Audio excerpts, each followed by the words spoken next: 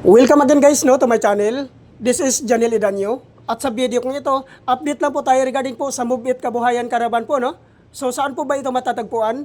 Matatagpuan po ito guys sa Lee Pavilion, Metro Park, Bay Area, CBD, Pasay City. Yan po yung pinaka-pin location po ng ating Move It Kabuhayan Caravan po guys, no?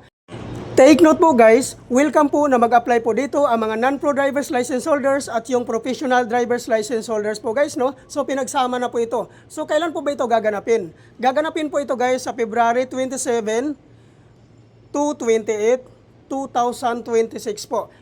Ang ibig sabihin po nito guys ay 2 araw po ito gaganapin po dito po sa venue na ito. So ano naman po ang mga requirements na kailangan po nating i-prepare before po tayo pumunta sa Lee Pavilion, Metro Park, Bay Area, CBD, Pasay City. Regarding po sa mga professional driver's license holders po guys, no, ang requirements po natin dito ay, which is yung number 1, professional driver's license. Number 2, motorcycle ORCR. Number 3, 2020 and above motorcycle year model.